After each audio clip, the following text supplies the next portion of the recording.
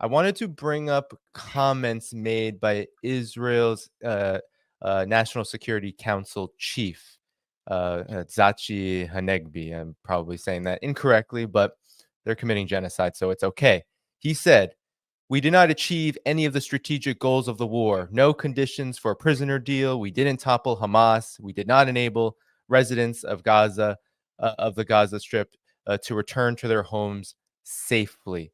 So, Scott, I wanted to ask you, given that we see massacres in Jenin, a refugee camp in the West Bank, we know that Israel has been conducting military operations there with thousands of more Palestinians imprisoned since October 7th.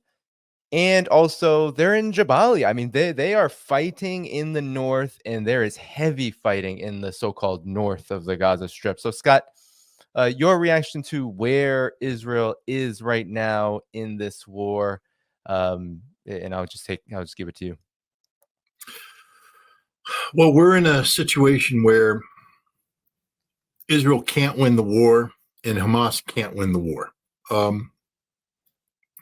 Hamas is not militarily capable of defeating Israel. Hamas wins by not losing. That's the reality of it, especially when Israel publicly says the goal and objective is the physical destruction of Hamas as a military military capability.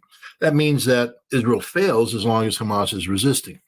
Hamas can make life hell for the Israelis, and they are. As you mentioned, Israel made a mistake going into Gaza. And remember, the mistake Israel made was the mistake that Hamas wanted them to make. The whole purpose of October 7th was to lure Israel into an environment that it wasn't prepared to fight in. Israel, we go back to Christopher Cavoli talking about you couldn't imagine the scope and scale of the fighting in Ukraine from a Western perspective. For the last 2 years, Israel ran major war games that were predicated on Israel being stress test, meaning that everybody that could attack Israel would attack Israel at once. And what could Israel do to not only defend itself, but to prevail? Now, Israel lost both of these war games because they got overwhelmed. But primarily they got overwhelmed by Hezbollah, and they got overwhelmed by Iran. Those were two problem sets that Israel didn't have the means to resolve. But as Israel shaped this war game, and now I'm being attacked by a cat, shaped this war game, it never once imagined Hamas being a major combatant problem. What Israel viewed Hamas as sort of a enhanced intifada. I'm being attacked. I'm being outflanked right now. The dog has distracted me with his barking, and the cat is now maneuvering to. Must be working for Israel here. We just have to say hello to Lunatic, and we're going to say goodbye to Lunatic. Good cat, but wrong time and place. Israel didn't imagine Hamas doing what it did. Israel didn't have a plan, didn't have an op plan to put 300,000 troops into Gaza and engage Hamas the way they're engaging. So what Hamas did is disrupt the entire Israeli military posture strategically. First of all, they humiliated the Israelis, humiliated them. They proved that Israel's intelligence is absurd. So Israel is now going into Gaza blind. All of the intelligence that they used to have about Gaza has been removed. Now they have to go in blind with a plan they're making up as they go along. They had no existing plan for large-scale operations in the Gaza Strip. And so now they're going in. They have to mobilize troops that weren't intended to be mobilized for Gaza, which means they aren't available when Hezbollah starts ratcheting up the pressure in Lebanon. So Israel comes in. They only have one mode, and that is punishment. We know that the Israeli Dahiwa doctrine, dating back to 2006, where they bombed the West Beirut suburb of Dahiwa, punishing collective punishment. Hamas knew that's what was going to happen. They wanted it to happen. They wanted Israel to come in and drop bombs and destroy the infrastructure of Gaza. Why? Because once you do that, you can't stay there. Hamas doesn't exist above ground. Hamas exists below ground. And now you've made the above ground, this jungle of concrete and and twisted steel that is impossible to maneuver in if you're maneuvering above ground. So Israel withdrew.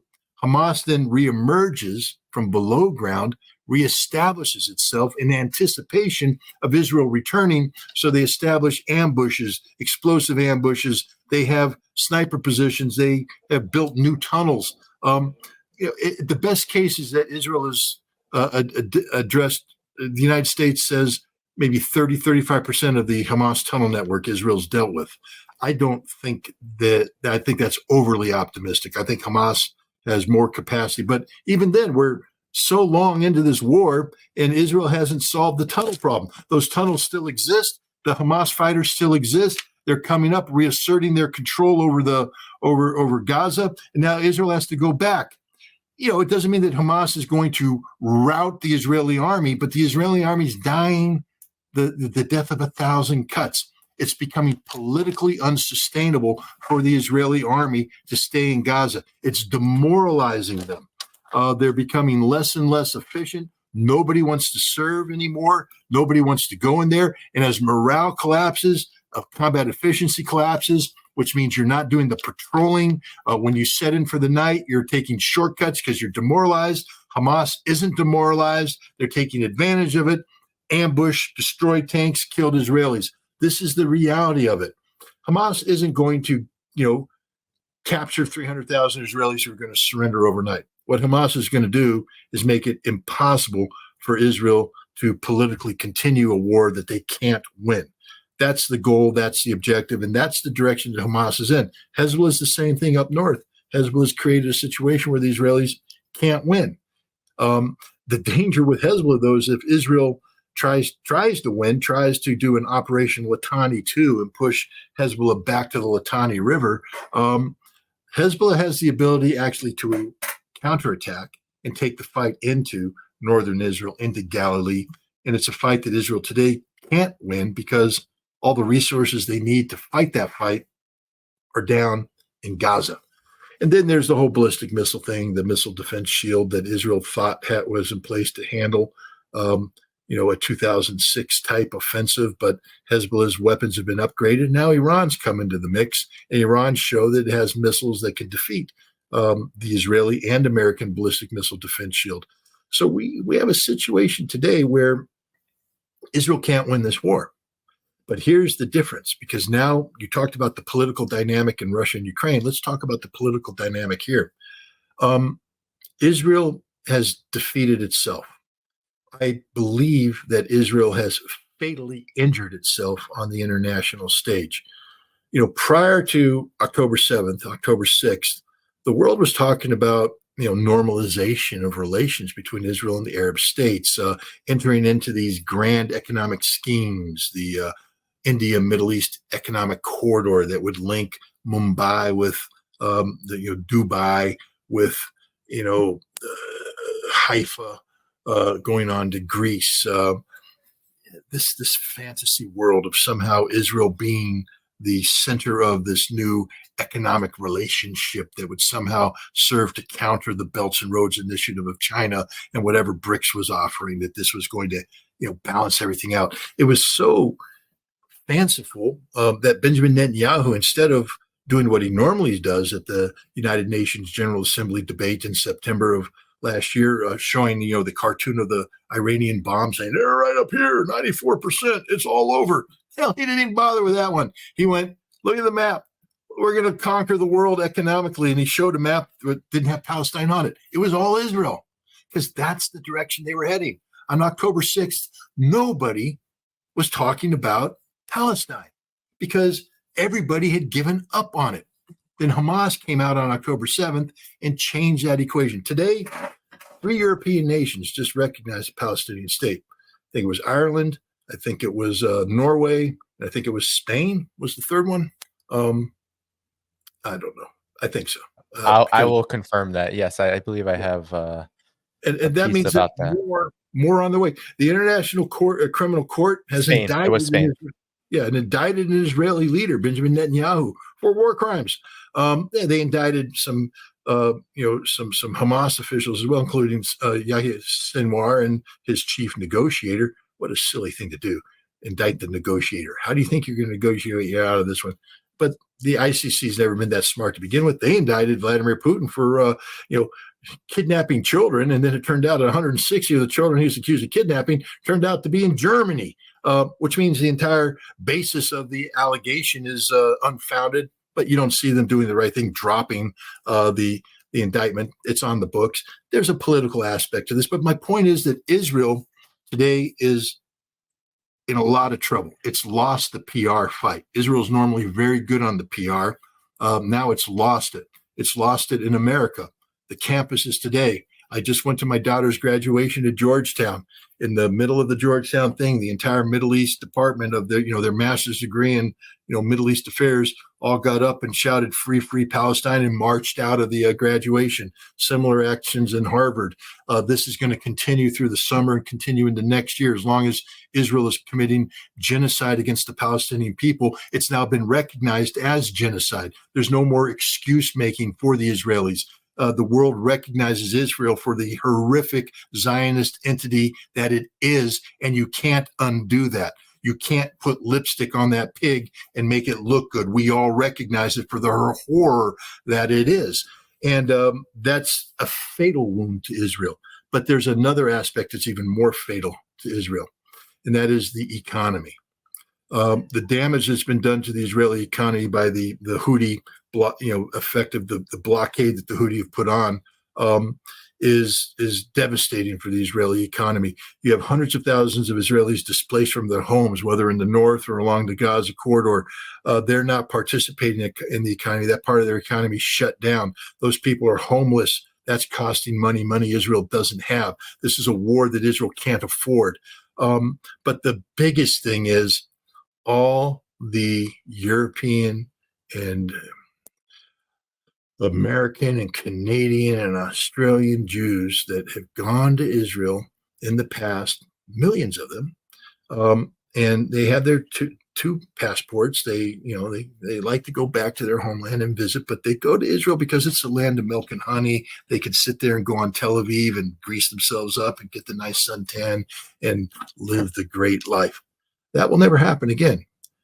Israel is going to be a nation that's going to be in a perpetual state of conflict from now on because of the need for a Palestinian state. The conflict will be external and internal. The pressure that's going to be put on Israel now to stop the West Bank settlements is real. And in fact, eventually Israel will have to make a move on the West Bank settlements, which will cause a huge societal fracture in Israel. Israel will depopulate on its own. There's not going to be a new Holocaust. There's not going to be death camps. There's not going to be Arab armies marching on Israel and slaughtering the Israelis. No. Don't need it. Israel's going to depopulate itself because as soon as the quality of life factor becomes piss poor, I don't know if that's a technical term, but I'll throw it out there. The Israelis with the dual passports are going to go home. We already see hundreds of thousands have fled. I think some people have talked upwards of 500,000. 500,000 in a nation of 9 point some odd million. But what happens when that 500,000 becomes a million, then 2 million, 3 million? 1/3 of the population has left Israel, never to return because Israel's not a sustainable place to live. What happens when it becomes 50%? And remember, why that 9 million is an important number is how many Palestinian or Arab or Christian citizens are there in the area? Roughly the same. There's rough parity. But what happens when half of the Jews leave? Suddenly you have a demographic that is dominated by non-Jews. The concept of a Jewish homeland becomes politically unsustainable, especially in a world that condemns the Zionist entity for what it is. Israel has defeated itself. I think Israel is a problem that solves itself. And that's the beauty of what Hamas has done, is that Hamas has guaranteed that Israel can never win this war. And therefore, Israel needs a political solution, but the only political solution will be that which is dictated by the people who are supporting the creation of a Palestinian state. And if Israel won't support that, and current political environment in Israel is that they won't support it, then Israel continues to be one of the worst places in the world for a Jew to live. Not because of the Arabs, not because Israel sucks economically, socially. It is a failed state, and they'll leave. and then Israel self-destructs. I can envision that the state of Israel, as we currently define it, will not exist in 10 years. I confidently can make that assessment. We'll have to wait in 10 years and see if I'm right or wrong, but um, that's the trajectory I see right now. Look, the world has turned on Israel. Israel's been indicted. Israeli leaders have been indicted. Israel has, as a nation, been indicted in the International Court of Justice. It is a genocidal state. There's no way the world can allow Israel, as it's currently configured, to continue to exist. So that's it.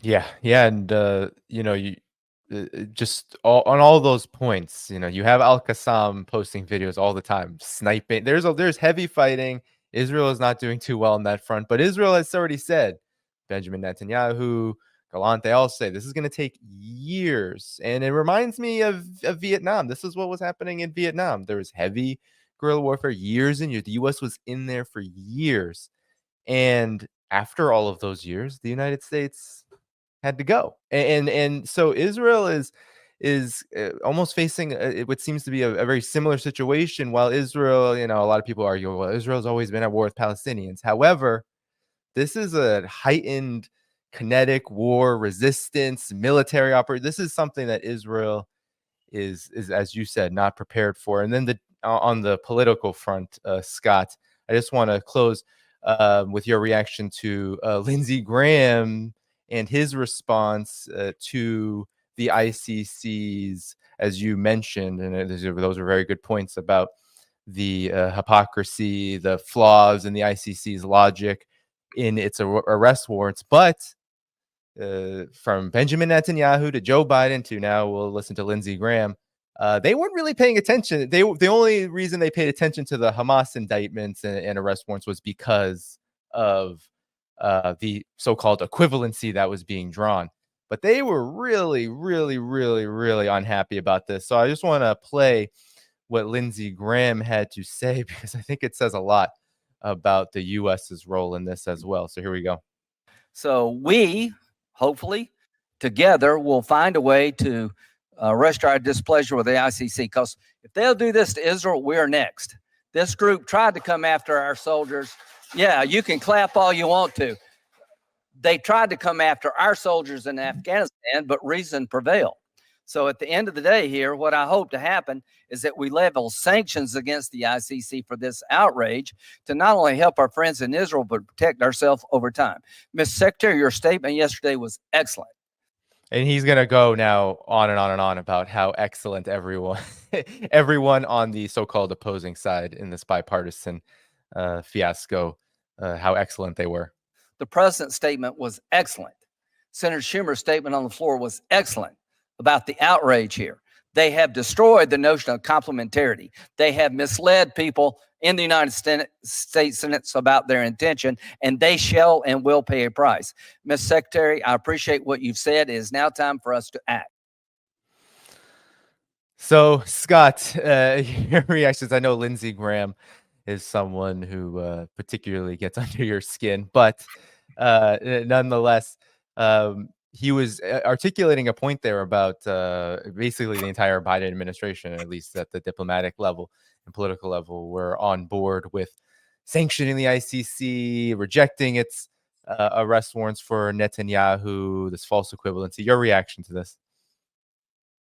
Well, first of all, let's just start off with the fact that Lindsey Graham admits that America is a war criminal state, that our troops commit war crimes on a scope and scale that could justify a international criminal court indictment.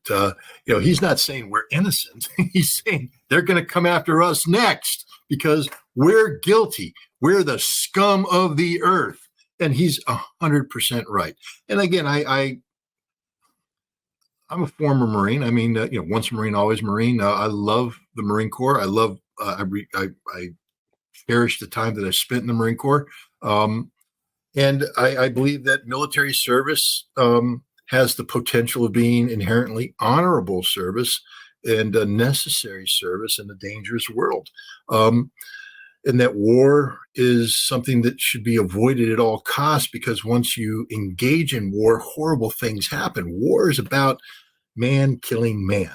I mean, you can't get any more base than that or debased than that. It's murder. It's organized murder. I'm not here to justify war, glorify war, or somehow to make war acceptable. It's not. War is unacceptable.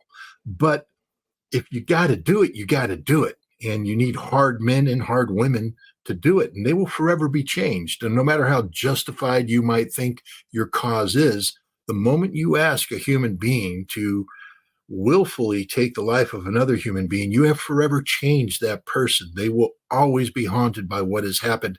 And it changes societies, it changes nations. This is why we should avoid war. But if you're going to do it, you have to at least try to temper the animal that you have unleashed with a framework of international law, the law of war that says that, again, it's sickening, but this kind of killing's okay, this kind of killing's not okay. I mean, I've always scratched my head at that one, but, we have to do that. There has to be limits and boundaries. You can't indiscriminately kill civilians. You can't target cultural centers. You can't target hospitals. There has to be some sort of civilization, a veneer of civilization thrown over the animalistic urges that we've unleashed when we go to war. What Lindsey Graham is saying is no, we don't have the rules. America can do whatever it wants to do. And I have to say with all of my heart, I have to watch my language because I was going to say something. But, you can go to hell, Lindsey Graham, you perfumed princess, you useless scum of the earth, you black-hearted. I mean, the man disgusts me. And the fact that the citizens of South Carolina continue to elect him and put him in office. He said something the other day. I don't know if you picked up on it. Is basically saying that Israel can use nuclear weapons against Gaza.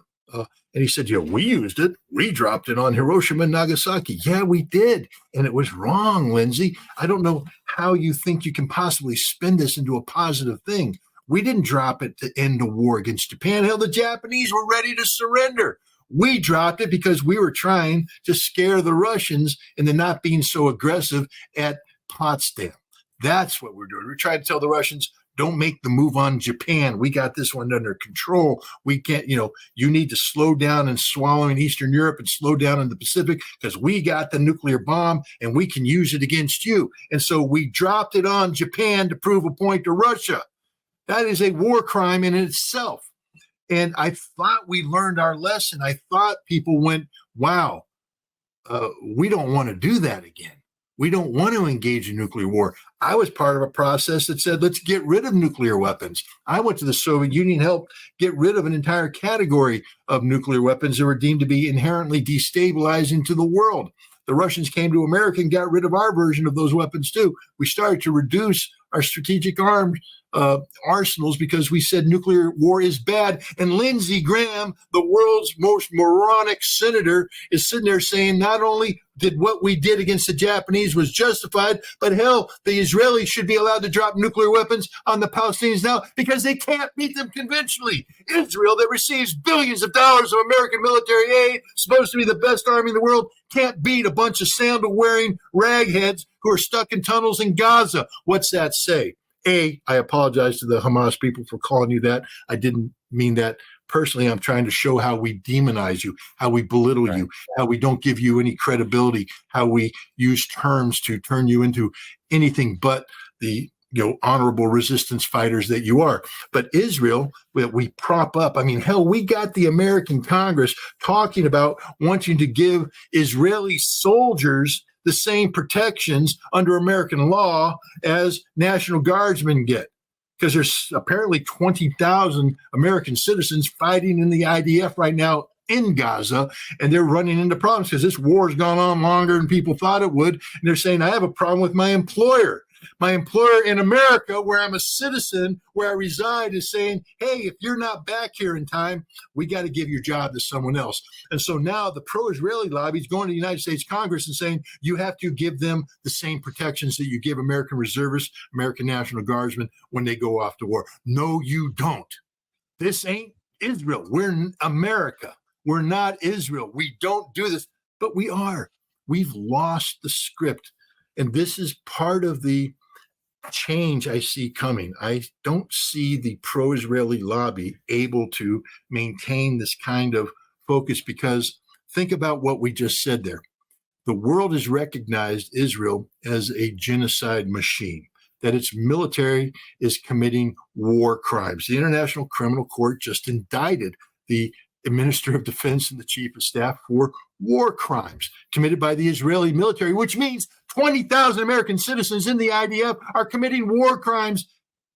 And we're sitting here saying, well, let's reward these war criminals, these genocidal maniacs, by giving them job protections that we extend only to American citizens, to American National Guard. Oh, wait a minute, but Lindsey Graham just said that we're war criminals too. He didn't say, the ICC is bad because they would indict innocent Americans.